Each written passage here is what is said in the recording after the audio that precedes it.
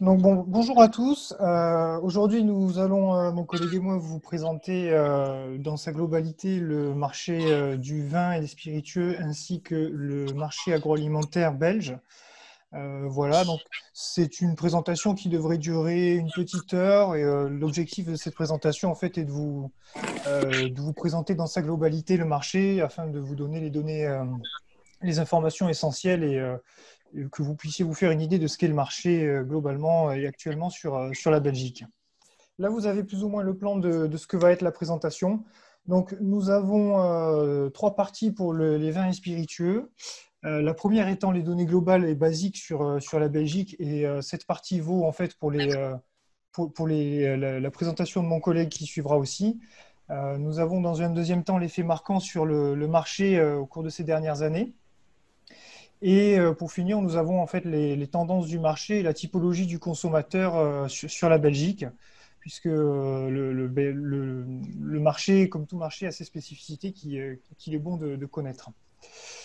Donc, on va commencer, comme je l'ai dit juste avant, sur les données globales basiques au sujet de la Belgique. Donc, quand on parle de Belgique, il faut savoir qu'on parle d'un pays d'environ 11,4 millions d'habitants, entre 11,4 et 11,5, avec un produit intérieur brut qui est par habitant qui est assez élevé, avec un salaire moyen qui est lui-même assez élevé.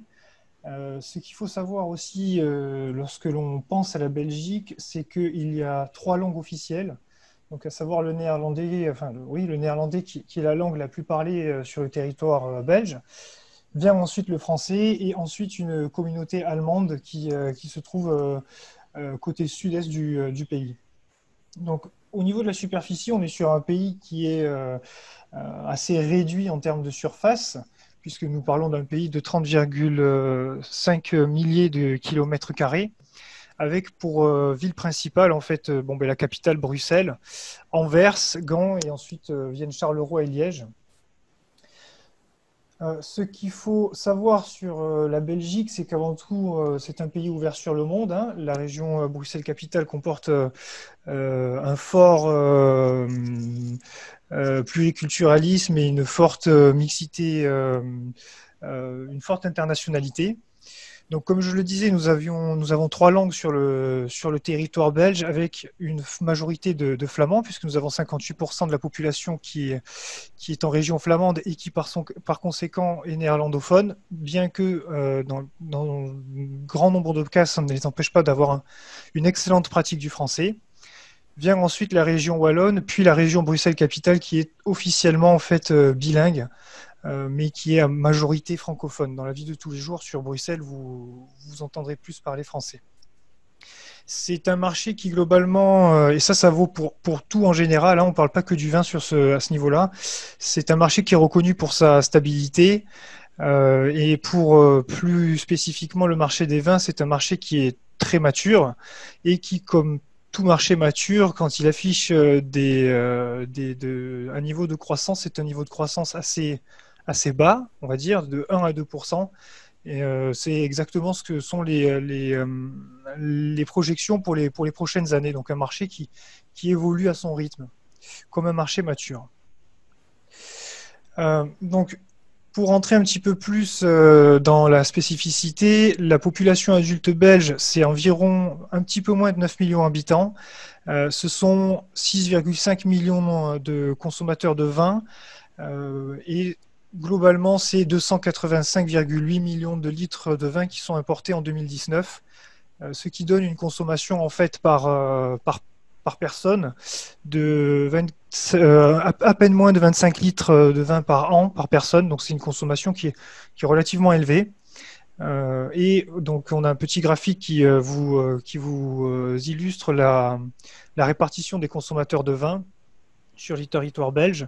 Donc là aussi, pas de surprise, la région flamande étant la région la plus peuplée, c'est là que nous avons finalement le plus grand nombre de consommateurs de vin. Et ensuite, les consommateurs s'étalent donc en région wallonne et en région bruxelloise. Ce qui est aussi important de noter, c'est que la Flandre a globalement un pouvoir d'achat plus élevé, c'est la région économique qui est la plus forte. Donc c'est aussi en partie pour ça, je pense que nous avons une plus forte concentration de consommateurs de vin.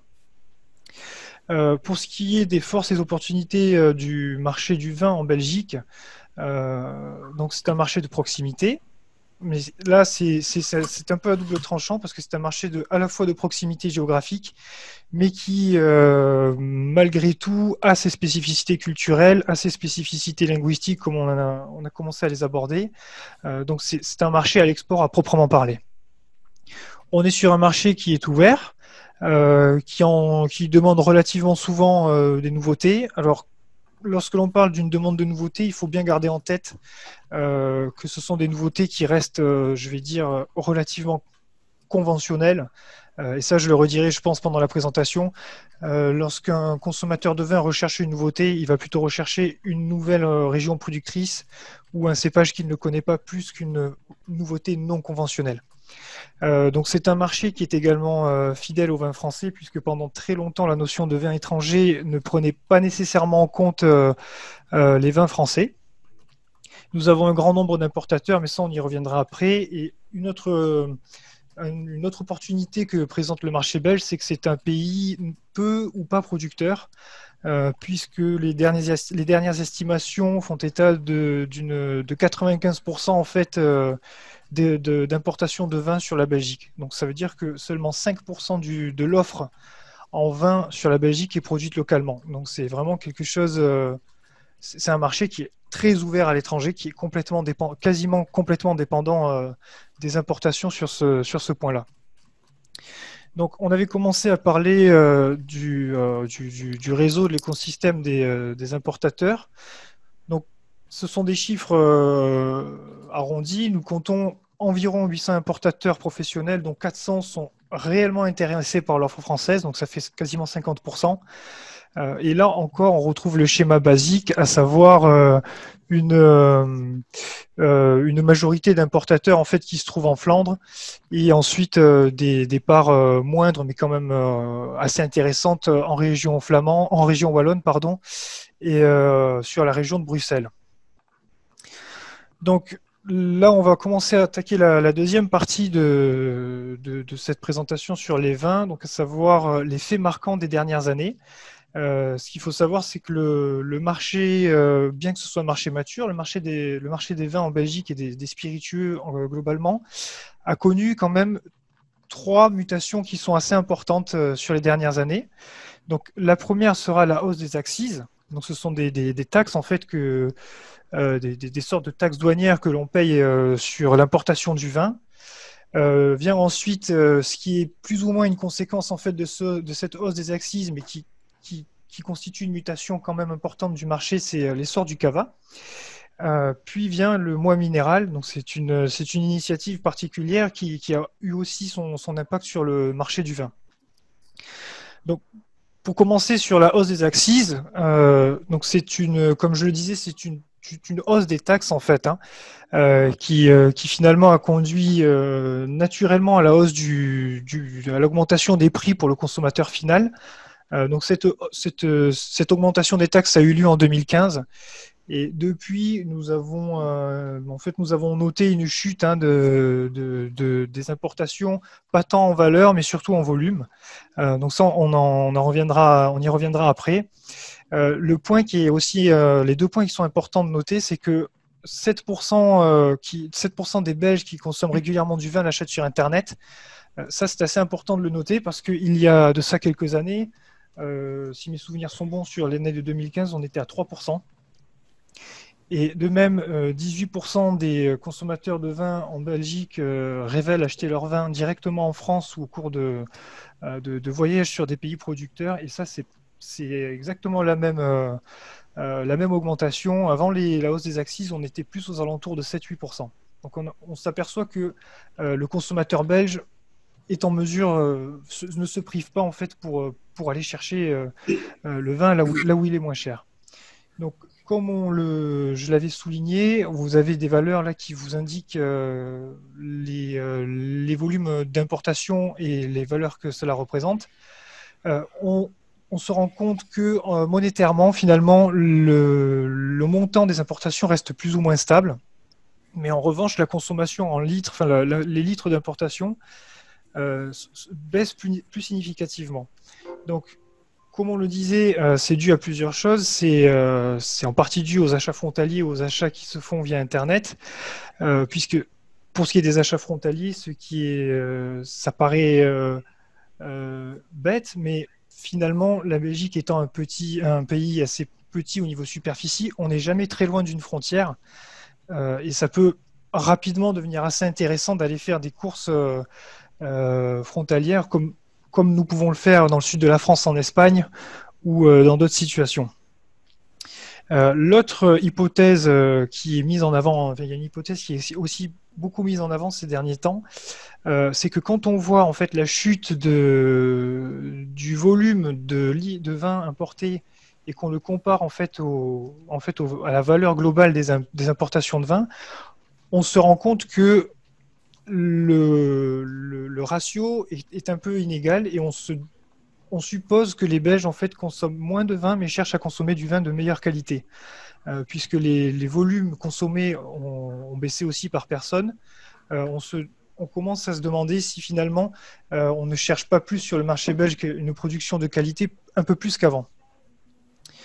L'autre fait qui est marquant, qui est un petit peu relié à tout ça, c'est l'essor du cava. Au-delà de cette recherche de vins de qualité, il y a aussi un fait qui ressort de plus en plus, et encore plus depuis la hausse des taxes, c'est cette recherche constante de rapport qualité-prix. Et donc, on a noté, on suppose que c'est relié, mais nous avons noté que depuis 2013, en fait, le cava ne cesse de gagner en part de marché, et encore plus depuis 2015. Parce que nous nous sommes rendus compte que finalement, pendant longtemps, le cava a souffert d'une réputation qui était relativement mauvaise sur la Belgique. Ceci étant dit, les producteurs espagnols ont quand même fait énormément d'efforts. Les produits présentés sont de plus en plus intéressants gustativement et sont de mieux en mieux placés en fait au niveau rapport qualité-prix. Pour vous donner une idée en fait, du rapport qualité-prix que ça peut représenter. Sur 2019, la Belgique a importé 600, excusez-moi, la Belgique a importé 44,3 millions de litres de champagne pour, pour une valeur totale de plusieurs centaines de millions d'euros. Alors que dans le même temps, nous avions un import d'une quarantaine de millions d'une quarantaine de millions d'euros de cava pour une valeur totale pour une quarantaine de millions d'euros de cava excusez-moi, pour un volume total de 10 millions de litres de cava. Excusez-moi, je me suis un petit peu mélangé sur les chiffres. Donc l'autre point important qui est à souligner, qui a un petit peu qui a changé le marché des vins et spiritueux sur les dernières années, c'est le lancement du mois minéral. Donc ce lancement a été fait en 2017. Donc pour ceux qui ne savent pas exactement de quoi il s'agit, le mois minéral, en fait, c'est un mois où on ne boit pas d'alcool en Belgique. Ça se fait aussi, si mes informations sont bonnes, en France. Donc au début, nous pensions que c'était une initiative qui n'aurait pas nécessairement un impact sur le marché. Finalement, nous nous sommes rendus compte que 40% des professionnels belges de la filière ont enregistré une baisse de revenus sur cette année-là. Donc, force est de constater que finalement, ça a quand même un effet assez important. On a pendant un petit moment pensé que ça offrait une potentialité au vin sans alcool, en fait, au vin non alcoolisé. Mais ceci étant dit, il reste très difficile à vendre. Les statistiques qui sont affichées vous le démontreront. Et c'est principalement dû en fait à une mauvaise image. Le vin sans alcool a une très mauvaise image, une image de produit avec très peu d'intérêt gustatif et une très mauvaise qualité. Donc, je pense que pour cette partie, nous avons terminé. Nous allons maintenant passer sur la tendance du marché en Belgique et la typologie de consommateurs, ce qui est, je pense, selon moi, assez intéressant à savoir si on veut aborder le marché. Ce qu'il faut savoir, c'est que, comme je l'avais dit juste avant, nous avons un marché qui est quand même très dépendant des importations, puisque 95% du vin qui est proposé en Belgique est issu d'importation. Pour ce qui est de la consommation par couleur, les Belges préfèrent largement le vin rouge et le vin blanc, puisque 85% des Belges consommateurs d'alcool déclarent boire au moins occasionnellement soit du vin rouge, soit du vin blanc. Nous avons les principaux vins qui fonctionnent hein, sur la Belgique, qui sont affichés, à savoir le Cabernet Sauvignon, le Merlot et le Pinot Noir pour les vins rouges. Et pour les vins blancs, ce sera le Chardonnay, le Pinot Gris et le Sauvignon blanc qui seront les plus plébiscités. En ce qui concerne le vin rosé, on y viendra un petit peu plus en détail par la suite, mais c'est un vin qui connaît beaucoup moins de succès en fait en Belgique.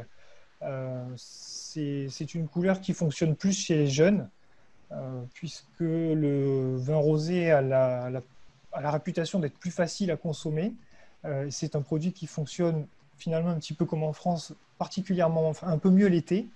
Voilà. Et nous savons aussi que statistiquement, le vin rosé fonctionne plus en Wallonie. Alors, pourquoi? Je pense que c'est juste une question de goût en fonction des personnes, mais c'est vrai que nous notons qu'il y a une plus forte consommation de vin rosé en Wallonie. Et ça marche aussi particulièrement chez les jeunes, comme je l'ai annoncé précédemment. Donc là, nous avons deux petits graphiques qui vous exposent en fait la répartition de la consommation suivant la couleur de vin.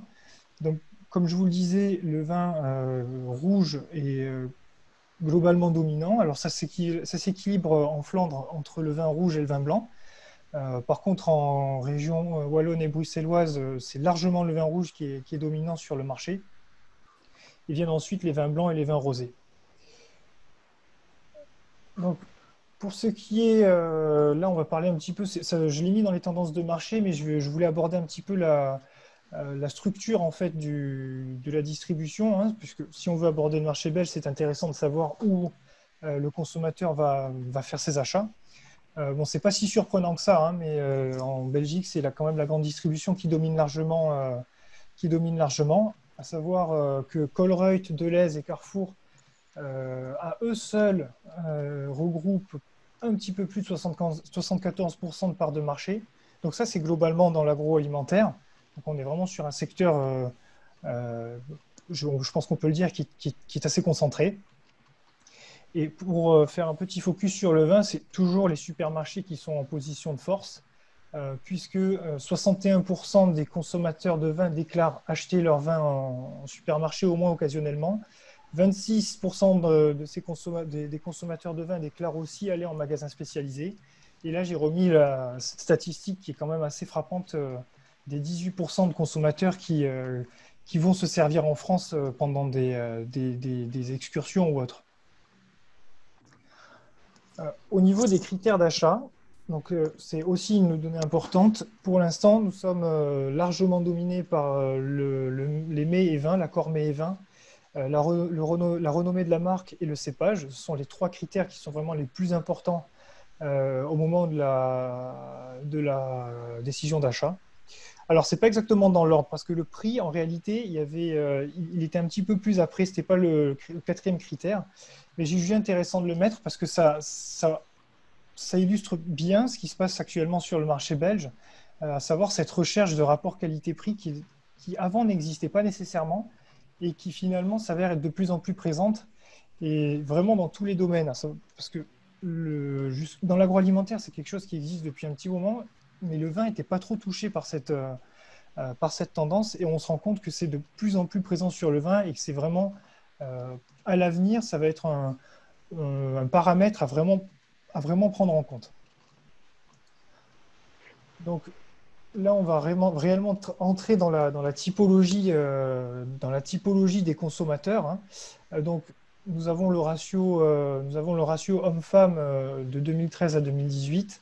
Donc, nous voyons que parmi les consommateurs d'alcool et de vin en Belgique, 55% sont des hommes et 45% sont des femmes. Alors, ce constat ne vaut pas pour la région bruxelloise parce que c'est exactement le graphique inverse. Dans la région bruxelloise, nous avons 55% de femmes et 45% d'hommes. Voilà, je ne sais pas sincèrement, je ne saurais pas vous dire pourquoi, mais les statistiques affichent cette répartition. L'autre point important, c'est que 44% des consommateurs ont plus de 55 ans et ils ont généralement un niveau de vie assez élevé.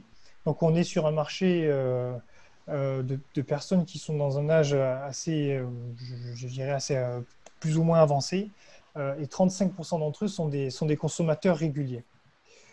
Donc, là, c'est une partie que je trouve particulièrement intéressante parce que c'est en fait c'est la répartition, les différentes tendances de consommation selon les différentes tranches d'âge de la population. Donc, pour moi, enfin, ça, c'est vraiment un titre personnel, mais je pense que le plus intéressant, ce seront les tranches les plus jeunes, parce que finalement, ce sont les tranches qui font l'avenir du marché. Et c'est finalement dans ces tranches que l'on retrouve les tendances actuelles, en fait. Voilà, donc on commence par les 18-24 ans qui ont une faible connaissance du marché, qui sont par conséquent plutôt sensibles au visuel et au design des bouteilles. Donc la communication peut s'avérer très importante. 81% d'entre eux ont consommé du cava en 2018. Donc c'est, comme je le disais, pendant un moment, le cava a souffert d'une assez mauvaise réputation.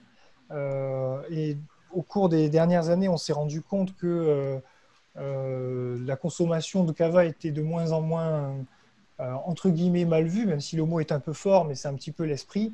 Et on se rend compte que souvent ce type d'évolution d'une sorte d'entre guillemets de tabou qui ne le devient plus passe par les plus jeunes générations. Et c'est aussi intéressant de noter que ça se passe chez les jeunes parce que nous avons aussi cette notion de rapport qualité-prix. Globalement, sur cette tranche d'âge-là, à cet âge-là, on n'a pas nécessairement on n'a pas des revenus très élevés. Donc c'est là qu'on va sentir vraiment la plus forte compétition au niveau du rapport qualité-prix. Et comme je le disais aussi, le rosé fonctionne particulièrement chez les plus jeunes puisque 69% d'entre eux avaient opté pour le rosé.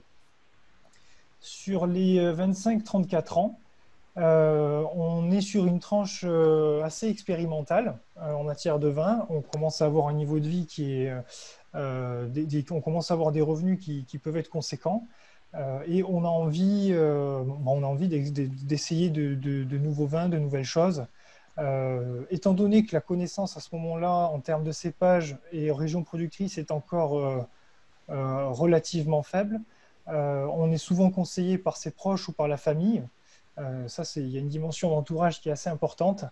Ce qui est assez paradoxal, c'est que bien que on recherche, on fait des expériences en matière de vin, on se tourne aussi davantage que vers les cocktails et plus que les autres tranches d'âge. Et on a aussi une petite consommation sur le muscat. Et toujours dans cette idée d'expérimentation, on a une part non négligeable en fait dans cette tranche d'âge de consommateurs qui se rendent dans des bars à vin. Et ça aussi, je trouve que c'est assez révélateur de cette idée d'expérimentation, parce que généralement, quand on va dans un bar à vin, c'est pour goûter un vin qu'on n'achèterait pas nécessairement en bouteille. C'est vraiment pour goûter le verre au vin et on cherche à avoir en fait une grande diversité de choix et à trouver des choses qu'on ne connaît pas finalement. Sur la tranche 35-44 ans, alors celle-ci, je la trouve aussi particulièrement intéressante parce que finalement, selon moi, c'est la tranche d'âge charnière en fait. Parce qu'on arrive à un moment où on a des consommateurs qui atteignent un niveau de vie assez élevé. C'est un moment où on commence à avoir une connaissance des vins qui est assez développée. Et on recherche un plaisir qui est plus gustatif. Donc pendant un certain temps, là, on va perdre un petit peu cette notion de rapport qualité-prix. On commence à ramener le vin au plaisir. On regarde un petit peu moins le prix de la bouteille de vin. Bon, ça ne veut pas dire qu'on va exercer des prix démesurés, mais à partir de cet âge-là, on commence à perdre un peu cette notion. Et nous avons aussi une tranche d'âge qui est un petit peu moins susceptible de se diriger vers des vins qui sont à des prix un petit peu bas. Pour la tranche des 45-54 ans, là, ça y est, on est sur une tranche de population de consommateurs qui a une très bonne connaissance du marché des vins. Globalement, à cet âge-là, le Belge connaît très très bien le terroir français. Il y a d'ailleurs souvent passé, il y a d'ailleurs pour la plupart du temps été en vacances. Donc, un consommateur belge de cet âge-là saura très certainement reconnaître un bon vin français d'un mauvais vin français. On connaît aussi très bien les différentes régions, les différents vignobles et les pays producteurs, puisque sur le marché belge, la production française souffre beaucoup de la concurrence de vins espagnols, italiens et pour ce qui est du vin des grands exports, les vins chiliens qui prennent beaucoup plus de place qu'avant. Et pour en revenir vraiment au comportement de consommation, à cet âge-là, on associe réellement le vin au plaisir. Donc là, on perd cette notion de prix, en fait, de rapport qualité-prix. Là, vraiment, on achète une bouteille de vin pour pour le vin qu'il y a dedans, plus que pour son prix. Plus que pour... on ne fait plus trop attention. Et donc là, on arrive à la tranche qui est majoritaire, les 55 ans et plus, comme je le disais, ils représentent 44% de l'écosystème des consommateurs de vin. Là, on a une excellente connaissance, un pouvoir d'achat élevé. On est un petit peu moins ouvert aux nouveautés parce que les études démontrent qu'on retourne plus vers les fondamentaux sur cette tranche d'âge-là. Et voilà, on retourne sur une consommation à domicile. Donc là, on récupère un peu cette notion qui s'est un petit peu perdue chez les jeunes et qui est peut-être un peu dommage. On retrouve cette notion d'acheter du vin pour le faire vieillir, pour avoir du vin de garde, pour le mettre dans sa cave et le consommer plus tard au cours d'un repas ou d'une occasion particulière. Pour conclure, voilà, je dirais que le marché belge est historiquement fidèle au vin français. Comme je vous l'ai dit, pendant un long moment, le vin français Aussi, n'était toi, de pas... mettre de la crème. Mais j'ai mis de la crème, tu croyais quoi? Ah, c'est la ça, mais c'est Excusez-moi, je crois que vous n'avez l'intonation. pas coupé votre Tu crois micro. quoi? Bien sûr que j'ai mis de la crème, j'ai rien dit. Excusez-moi. Donc, comme je le disais, le marché belge est historiquement fidèle au vin français. Nous notons cependant une hausse de la consommation des vins du monde au détriment de la production française. Comme je le disais, quand on parle de vins du monde, c'est vraiment du grand export et on a pas mal de vins chiliens là en ce moment qui prend pas mal de place sur le marché. Et on a toujours eu aussi du vin californien ou autre qui était proposé sur les rayonnages belges. La hausse des axes a vraiment impacté la consommation de vin et surtout les volumes qui sont importés. Et ça a aussi introduit en force, en fait, ça a introduit de force cette notion de rapport qualité-prix. Voilà, je vais revenir sur les chiffres sur lesquels j'ai bafoué tout à l'heure en parlant du champagne. C'est vraiment révélateur de cette notion de rapport qualité-prix. Nous avions 146,1 millions d'euros d'importation de champagne en 2019 pour un volume de 7,8 millions de litres. Et le cava, qui tend à être un petit peu son alter ego espagnol, représentait 44,3 millions d'euros d'importation pour 17,3 millions de litres. Donc c'est que là, vraiment, on se rend compte qu'il y a une très forte disparité sur le prix et que finalement, le champagne en paye réellement les conséquences. Et c'est un petit peu valable pour les vins tranquilles français aussi, qui sont encore globalement majoritairement en part de marché sur le marché, sur la Belgique. Mais au cours des dernières années, on se rend réellement compte que les vins espagnols sont nos concurrents directs, suivis des vins italiens qui sont juste après. Nous avions une domination vraiment, jusqu'à il y a 10 ans, une domination sans partage sur le marché belge, puisque si mes souvenirs sont bons, on était aux environs de 70% de part de marché. Et aux dernières nouvelles, on était à un petit peu moins de 50%, 49%. Donc c'est que réellement, on perd de plus en plus de parts de marché. Et je pense que cette notion de rapport qualité-prix est de plus en plus importante sur la Belgique. Et cette notion de communication aussi est aussi très importante, puisque on se rend compte aussi que nos concurrents, finalement, ont eu des campagnes de communication excellentes, des campagnes de communication en groupe qui ont qui ont apporté de très bons résultats. Je pense que je vais laisser la parole à mon collègue. Je crois que j'ai dépassé la demi-heure. Donc, Rasco, je vais te laisser prendre la parole pour le marché agroalimentaire. Oui, parfait. Bah, merci Florent pour ta présentation.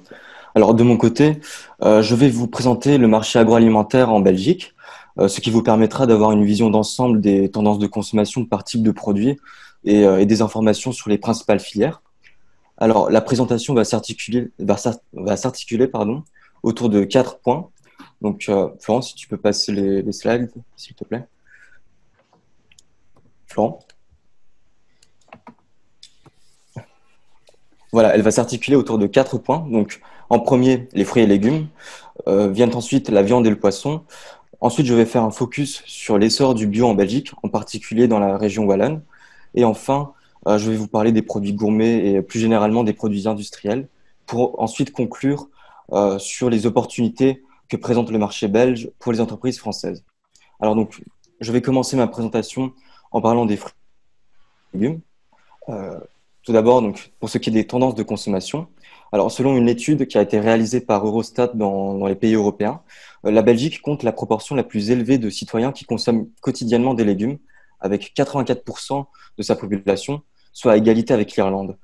Par contre, du côté des fruits, cette part de consommation quotidienne tombe à 64%. Donc, la Belgique est loin derrière l'Italie et c'est 85% de consommateurs quotidiens de fruits. D'ailleurs, en 2018, le consommateur belge a acheté en moyenne 37 kilos de légumes frais et 45 kilos de fruits frais. Ce qui est, comment dire, ce sont des achats qui sont en baisse de respectivement 2 et 5% par rapport à l'année précédente. Et à noter d'ailleurs que ce sont les chiffres les plus bas depuis plus de 10 ans. Il y a une représentante d'un organisme flamand de l'agriculture qui soulignait que le consommateur belge avait tendance à surestimer sa consommation de fruits et légumes, et c'est pourquoi il avait tendance à ne pas changer ses habitudes. C'est pourquoi ces dernières années, on voit beaucoup se développer des campagnes de promotion et de communication afin d'inciter à la consommation de ce type de produits, que ce soit dans les magasins, dans les magazines, à la télé, comme nous l'avons eu en France avec le fameux slogan « Mange 5 fruits et légumes par jour ». Enfin, alors pour ce qui est des légumes préférés des Belges, alors la tomate est le légume le plus apprécié, comme vous pouvez le voir sur le graphique, avec une consommation de 5,7 kg par personne et par an, devant la carotte et l'oignon. D'ailleurs, en parlant des tomates, les tomates cerises gagnent du terrain au détriment des tomates traditionnelles. Elles sont devenues d'ailleurs en valeur le segment numéro 1 du marché de la tomate, en générant en générant 40% du chiffre d'affaires. Pour ce qui est des fruits, la banane est devenue le fruit le plus populaire avec une consommation de 7,8 kg par habitant et par an en moyenne, dépassant ainsi la pomme et ses 7,3 kg de consommation. On remarque aussi une certaine disparité entre le nord de la Belgique et le sud dans le choix des légumes. Les Flamands ont tendance à préférer les poivrons, les poireaux, les champignons, les brocolis et les choux-fleurs, tandis que les Wallons préfèrent les oignons, les endives, les courgettes, la salade et les échalotes. À Bruxelles, le trio des favoris se compose des tomates, des concombres et des haricots verts. Alors, je vais vous parler de la production. Donc, le marché belge est un marché qui est relativement mature et la production pour certains produits est très importante. Pour ce qui est des fruits, la Belgique produit énormément de poires. Elle en produit en moyenne 310 000 tonnes par an, surtout de la variété Conférence. Ces poires étaient autrefois exportées jusqu'en Russie, mais suite à l'embargo alimentaire russe qui a eu lieu suite aux tensions entre l'Union européenne et la Russie à propos de la crise ukrainienne, les producteurs belges ne sont plus en mesure d'exporter leurs produits en Russie, ce qui a eu pour conséquence un surplus de stock.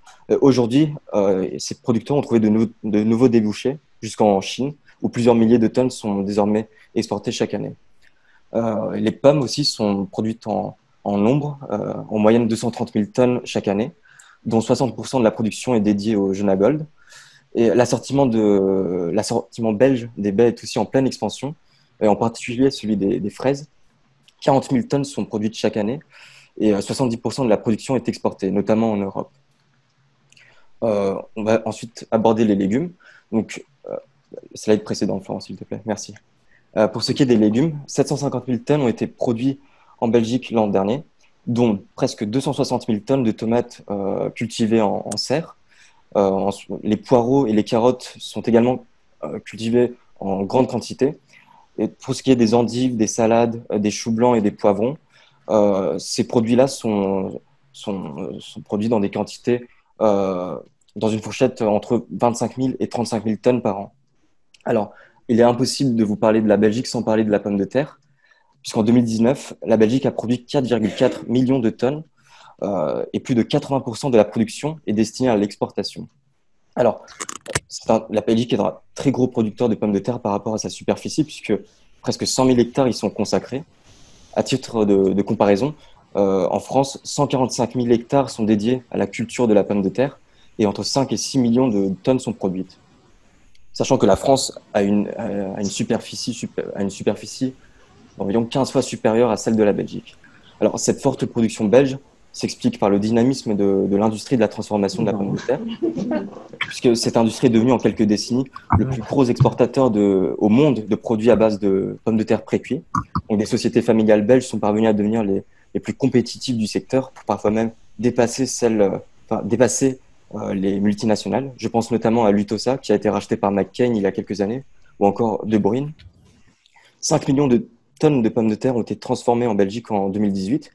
Et pour alimenter cette industrie, presque 2 millions de tonnes ont été importées de France et d'Allemagne. 85% de ces pommes de terre ont été... Je pense que quelqu'un a oublié de mettre son micro en muet. Enfin bon, je disais, 85% des pommes de terre sont transformées en frites, plus en flocons, en garniture, en chips. D'ailleurs, la Belgique est le plus grand producteur de frites surgelées dans le monde, devant les Pays-Bas. Et d'ailleurs, les Pays-Bas, qui, pour alimenter leur industrie, achètent 75%, achètent pour environ 75% des parts des pommes de terre belges, devant la France et l'Allemagne. Alors, la plus grande partie de la production belge est donc destinée à l'industrie, et moins de 15% est destinée à la culture de variétés qui sont destinées à la consommation dans les ménages sans être transformées. Et c'est pourquoi on retrouve dans les rayons des pommes de terre venant d'Israël, de Chypre ou d'autres pays. Alors, la Belgique est autosuffisante en pommes, en poires et en pommes de terre, mais les consommateurs belges raffolent de produits exotiques et notamment de bananes. Alors, la Belgique est d'ailleurs le deuxième plus grand importateur de bananes biologiques dans le monde. Elle est dépendante des importations d'Amérique du Sud, d'Afrique. À noter qu'aussi, la Belgique ne produit pas de fruits à noyaux, donc les pêches, les abricots. C'est pourquoi elle dépend également des importations. Alors, pour ce qui est des principaux acteurs de l'importation belge, alors le premier est le Centre européen de fruits et légumes à Bruxelles, qui réunit une trentaine d'importateurs et qui alimente la grande et moyenne distribution belge. La majorité de ces importateurs travaillent avec des fournisseurs espagnols, italiens, etc. Et ils proposent des produits de toutes sortes, que ce soit des produits classiques que l'on retrouve en Belgique ou dans les pays limitrophes, mais aussi des produits exotiques venant d'Amérique du Sud, d'Afrique, etc.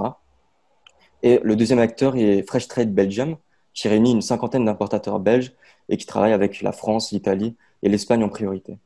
Pour ce qui est de la distribution, comme vous pouvez le voir, il existe une domination des circuits de distribution classiques, donc les supermarchés, qui représentaient 87% des ventes de fruits et légumes en 2018. Donc, cela montre que les fruits et légumes font partie intégrante, sont des produits de supermarché aujourd'hui. Mais il se développe aussi un type de commerce plus local où le consommateur peut acheter plus facilement aux petits producteurs belges qui se regroupent en coopérative, comme on peut le voir en France. Je pense avoir fait le tour des fruits et légumes. Je vais désormais vous parler de la viande et du poisson en Belgique. Alors, à commencer par le poisson. Donc, il faut savoir que la Belgique est un grand importateur de produits de la mer, puisque la Belgique n'est autosuffisante qu'à 14% en termes de pêche. Elle importe pour 1,2 milliard d'euros de produits de la mer pour seulement 423 millions d'exportations. Alors, pourquoi cette dépendance? Alors, la Belgique a une petite ouverture sur la mer du Nord, mais cette ouverture est assez limitée. Et de plus, ces dernières années, avec la surpêche, tout simplement, le poisson se raréfie. Dans les années 50, jusqu'à 70 000 tonnes de poissons et de crustacés ont été pêchés dans les territoires marins belges. Aujourd'hui, en 2019, seulement 13 700 tonnes ont été pêchées, soit une baisse de presque 80%. Parmi les poissons les plus pêchés, il y a la plie, la sole et la raie. Pour ce qui est des crustacés et mollusques, ce sont les seiches et les crevettes. Alors, pour ce qui est des tendances de consommation, les Belges consomment environ 7,5 kg de poissons et mollusques par an et par habitant. Et ils en consomment au moins une fois par semaine. Le cabillaud est le poisson favori des Belges, suivi du saumon. Et ces deux variétés représentent à elles seules la moitié des ventes de poissons frais. Alors, il faut savoir que les Flamands mangent 2 kilos de plus que les Wallons et 300 grammes de plus que les Bruxellois en moyenne, tout simplement à cause de leur proximité géographique avec la mer. Pour ce qui est de la distribution, les supermarchés sont les plus grands distributeurs avec 41% de part de marché, mais les poissonneries regagnent un peu de terrain et passent de 9 à 11% de part de marché en 2018. Pour ce qui est de la viande, alors la Belgique est autosuffisante en viande et le secteur belge est fortement spécialisé dans la production de viande porcine et bovine. Alors, concrètement, la Belgique produit 1,07 million de tonnes de viande de porc en 2018 pour 816 000 tonnes exportées, surtout vers l'Allemagne et vers la Pologne. Pour ce qui est de la viande bovine, 277 000 tonnes ont été produites en 2018 pour 200 000 tonnes exportées vers les Pays-Bas, la France et l'Allemagne. À noter que les élevages sont surtout de type industriel, voire intensif, surtout en Flandre. La Wallonie, par exemple, ne représente que 6% de la production de viande porcine en Belgique. Tout le reste est produit en Flandre, à l'ouest du pays, à l'ouest de la région, pardon. Alors, pour ce qui est de la consommation, les Belges étaient historiquement de gros consommateurs de viande, mais la consommation ne cesse de baisser depuis ces 20 dernières années. En 2018, environ 72,2 kg de viande ont été consommés par habitant. Or, 10 ans auparavant, les Belges en consommaient 10 kg de plus. Alors, c'est la viande de bœuf qui est la plus délaissée avec environ 20% en moins, de consommation en moins, suivie de celle de la volaille qui connaît une diminution de 13% environ. De même, la fréquence d'achat de viande fraîche et les quantités achetées pour une consommation à domicile ne cessent de diminuer, avec environ 17,8 kg de viande fraîche achetée en 2018, soit 3 kg de moins qu'en 2014. Alors, cette baisse de consommation est due à de nombreuses raisons. Il y a eu beaucoup de scandales sanitaires dans les abattoirs ou même à l'échelle de la filière industrielle, je pense notamment à Findus ces dernières années. Il y a aussi cette question écologique. C'est une industrie qui nécessite beaucoup d'eau, beaucoup d'aliments pour nourrir le bétail, etc.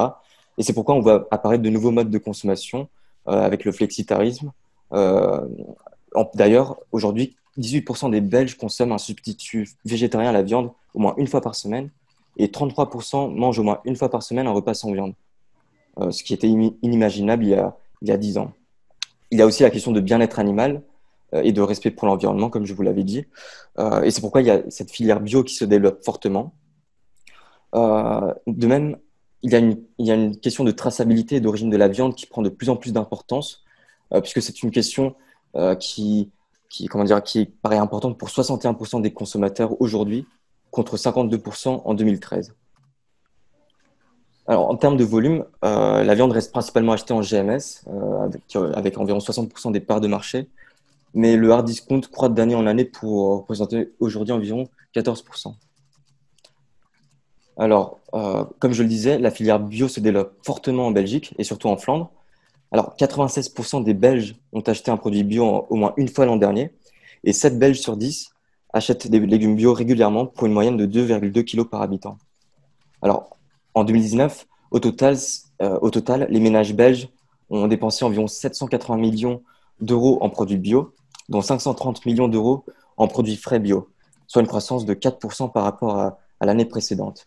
Alors, les légumes, les fruits et les pommes de terre continuent de susciter le plus d'intérêt de la part des consommateurs, puisque ces denrées représentent 41% des dépenses en produits bio. Et d'ailleurs, la part du marché du bio en Belgique représente 3,4% des dépenses des ménages belges. En Wallonie, cette part de marché a même triplé en 10 ans pour atteindre presque 5%. Et il y a une réelle disparité entre la Flandre et la Wallonie, puisque en Flandre, cette part n'est que d'environ 1,2% si mes souvenirs sont bons. Et pourquoi une telle disparité ? Eh bien, parce que le Wallon se tourne davantage vers les produits locaux et de saison, qui sont finalement deux caractéristiques des aliments bio. De même, la Wallonie est fortement influencée, en tout cas plus influencée que la Flandre par l'essor du bio qu'on remarque en France. il y a davantage de soutien politique du côté wallon, davantage de moyens qui sont déployés pour des actions promotionnelles dans les magasins ou dans les affichages. Et cela influence non seulement la consommation, mais aussi la production. Parce que concrètement, en Wallonie, plus de 1800 fermes sont désormais sous contrôle bio, soit une ferme sur 7. Et ce nombre est en constante augmentation chaque année. Florent, slide suivante, s'il te plaît. Merci. Alors, la surface agricole utile bio en Belgique est d'environ 93 000 hectares, soit 6,9% de la superficie agricole utile totale. Cette proportion s'élève même à 11,5% en Wallonie et seulement 1,4% en Flandre. Alors, une majeure partie des surfaces bio wallonnes sont des prairies pour alimenter le bétail herbivore, puisque l'élevage bovin biologique se développe fortement. En 4 ans, le nombre de têtes, le nombre d'animaux bio a doublé dans la région pour atteindre 400 000 têtes en 2019 contre 200 000 en 2015. Alors, la Flandre a un peu de retard, enfin beaucoup de retard même, puisqu'elle est spécialisée dans les élevages industriels et intensifs, qui sont souvent des méthodes de production peu compatibles avec le bio. Il y a 562 fermes bio en Flandre en 2019, mais tout comme en Wallonie, ce nombre est en constante croissance. Et beaucoup d'éleveurs de poules flamands se reconvertissent dans l'élevage bio, puisque les œufs bio font partie des produits bio les plus achetés par les Flamands. Cette catégorie de produits a connu une augmentation de 16% des ventes entre 2017 et 2018, si mes souvenirs sont bons. Et de même, les Flamands sont eux aussi de plus en plus attentifs au bien-être animal. Pour ce qui est de la distribution des produits bio, les supermarchés classiques sont toujours dominants, avec 39% des parts de marché. Viennent ensuite les magasins spécialisés bio, comme Originaux, Bioplanète, qui se développent de plus en plus et qui représentent aujourd'hui 32% des parts de marché. Viennent ensuite les supérettes avec 32% et le hard discount avec 14%. Alors, je vais désormais vous parler des produits gourmets et plus généralement des produits industriels. Alors, comme nous sommes limités dans le temps, je vais vous faire une présentation assez succincte et globale de cette filière pour vous présenter les tendances principales et quelques chiffres. Alors, tout d'abord, l'industrie alimentaire est le plus grand secteur industriel en Belgique, puisqu'il représente environ 20% du chiffre d'affaires de l'industrie, avec 55 milliards d'euros de chiffre d'affaires en 2019, soit une augmentation de 6%. Et les secteurs qui ont connu la plus forte évolution sont l'industrie de la viande, la boulangerie-pâtisserie et les pâtes, ainsi que celle du cacao, du chocolat et des sucreries. Pour ce qui est de la demande, les Belges accordent de plus en plus d'importance aux produits de saison et aux produits durables. Les produits fair trade et de nombreux produits adaptés font également leur apparition comme les produits sans gluten, sans lactose ou sans allergènes. Et de même, comme je vous le disais, les ventes de produits biologiques continuent leur croissance, surtout en Wallonie, et elles ouvrent leurs portes aux produits véganes, puisque l'aspect santé reste une tendance assez importante dans le secteur alimentaire, et le consommateur a pris conscience de l'importance d'une alimentation saine. Pour ce qui est de l'offre et de la distribution, alors, la Belgique est un partenaire commercial incontournable de la France, et les produits français y ont naturellement une place assez importante sur le marché, mais il faut savoir que le marché belge est saturé de produits belges, inondé de produits allemands, français, néerlandais. C'est pourquoi il est de plus en plus difficile pour un produit français de trouver sa place. La grande et moyenne distribution domine, et bien que les épiceries fines soient mises sous pression par la concurrence et que les volumes demandés par les gérants soient plus faibles qu'en GMS, elles font partie du paysage traditionnel de la distribution belge, donc elles présentent encore de belles opportunités de développement. Et c'est pourquoi les entreprises françaises ont tout intérêt à prendre en compte ce canal de distribution. Enfin, on remarque une certaine guerre des prix sur le marché, puisque les produits, les MDD, gagnent en part de marché chaque année. Le hard discount commercialise lui aussi de plus en plus de marques et gagne encore du terrain au détriment de la GMS classique, enfin des marques nationales. De même, en parlant de guerre des prix, il y a la grande distribution néerlandaise, notamment Albert Heijn, Jumbo ou Sligro, qui est maintenant bien mise en place et qui intensifie fortement la guerre des prix. Et enfin, j'aimerais aborder le point de l'étiquetage. puisque la réglementation belge n'impose pas de restrictions supplémentaires par rapport à la réglementation européenne, sauf en matière de langue, puisque le multilinguisme de la Belgique oblige à étiqueter les emballages en 2 ou 3 langues pour pouvoir vendre dans tout le pays. Donc en 2 langues si vous souhaitez une distribution nationale en Flandre et en région de Bruxelles-Capitale et Wallonie. Et vous pouvez ajouter la langue allemande si jamais vous souhaitez distribuer ces produits dans la partie germanophone. Enfin, il y a aussi le Nutri-Score qui est fortement recommandé. Il est de plus en plus… En France, je sais que ce n'est pas encore quelque chose qui est très développé, enfin, si mes informations sont correctes. Mais en Belgique, on voit de plus en plus de marques, même les marques distributeurs, qui la posent sur leurs emballages parce que les Belges ont assez confiance en ce type de logo et c'est devenu même un critère d'achat. Alors, après vous avoir présenté les principales tendances et des informations sur ces marchés-là, je vais vous parler donc des opportunités qui sont présentes pour les entreprises françaises. Alors, tout d'abord, les avantages du marché belge sont bien évidemment la proximité géographique, voire linguistique, si jamais vous souhaitez aller en Wallonie. Il y a une implantation de la GMS française qui est assez importante, notamment Carrefour. Et les produits français sont connus pour leur qualité, pour leur qualité de fabrication, leur qualité gustative, etc. Mais par contre, ce qui est dommage, c'est que souvent ces produits français sont perçus comme trop chers, tout simplement, par les consommateurs, mais aussi et surtout par les importateurs et les distributeurs. Il est donc primordial de ne pas forcément avoir un produit trop innovant, tout comme en vin, mais d'avoir un bon rapport qualité-prix. Et les produits qui parviendront à jouer sur ce paramètre auront une place à jouer sur ce marché qui est très compétitif. Alors, plus spécifiquement, pour les fruits et légumes, alors les opportunités sont l'accroissement de la demande en produits biologiques et des produits locaux, ce qui est un atout pour les régions du nord de la France qui produisent des pommes, des poires, des poireaux, etc., et qui sont proches de la Wallonie qui a cette demande pour des produits biologiques.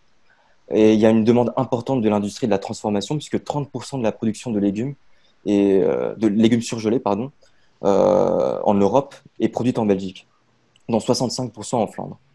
Et pour ce qui est des produits gourmets et industriels, alors la grande distribution belge a tendance à développer les marques distributeurs, mais du coup les importateurs de produits d'épicerie recherchent des produits de qualité à destination de leurs clients de l'Horeca, et c'est pourquoi ils cherchent des emballages, des packagings attractifs pour tout simplement en vendre davantage à ce type de clientèle et pour attirer le consommateur final, évidemment. Et enfin, je pense que l'offre française a plus d'opportunités en France, puisque la Wallonie est déjà fortement pourvue en produits français. Je me posais justement la question. Excusez-moi.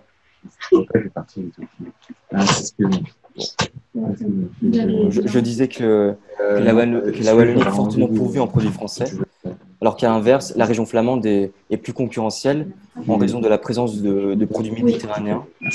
En plus, l'augmentation des salaires et des niveaux de vie dans cette région laisse apparaître de nouvelles opportunités pour les entreprises françaises, puisque les Flamands, tout comme la majorité des Belges, voyagent de plus en plus en France et ils commencent à apprécier nos produits et ils en prennent connaissance et ces produits-là font finalement partie de leurs habitudes alimentaires. Voilà, je pense avoir terminé cette présentation.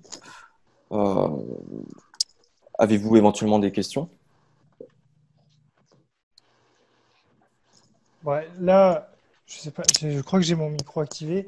Je crois que compte tenu du timing pour les questions, ça va peut-être être un Ah peu oui, je compliqué. n'avais pas vu l'heure, ouais. Ouais, ouais, mais ceci étant dit, on peut peut-être donner notre adresse email. Je vais donner mon adresse email. Donc, si jamais vous avez des questions à nous adresser, vous pouvez les adresser donc à l'adresse suivante: Florent, FLORENT, .titon, TITONE, @cfci.be. Voilà, bah écoutez, je pense que on est arrivé à terme. Oui, on en est arrivé à terme. Je pense que vous allez enchaîner sur une autre présentation. Nous vous remercions pour votre attention et à plus tard. Au revoir. Merci. Bonne journée, au revoir.